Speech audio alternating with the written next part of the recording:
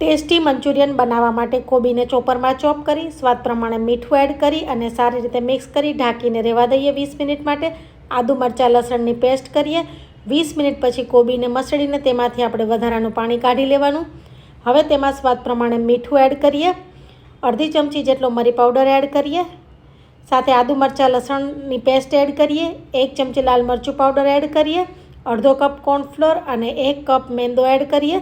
જેટલો મેંદો છે તેનાથી અડધો કોર્નફ્લોર લઈ અને મિક્સ કરીએ. પાણી વગર જ લોટ બાંધી તેલવાળો હાથ કરી અને આ રીતે આપણે બધી ગોળીઓ બનાવી લઈએ. આ ગોળીઓને મીડિયમ ગેસ ઉપર ગોલ્ડન કલરની થાય ત્યાં સુધી તળી લઈએ. તેલ મૂકીને તેમાં આદુ મરચાં લસણને સાતળી લઈએ. હવે તેમાં કોબીને કેપ્સિકમ એડ કરી દઈએ. સારી રીતે મિક્સ કરીએ. 1 ચમચી કોર્નફ્લોરની અંદર 4-5 ચમચી પાણી નાખી સારી રીતે મિક્સ કરી અને તે પણ એડ કરી દઈએ. જરૂર મુજબનું પાણી એડ કરીએ. હવે તેમાં green chilli sauce, red chilli sauce અને સોયા સોસ એડ કરીએ. સારી રીતે મિક્સ કરી દઈએ. જરૂર લાગે તો વધારે પાણી એડ કરવું. જેટલી ગ્રેવી જોતી હોય એ પ્રમાણે આપણે પાણી એડ કરી દેવાનું છે.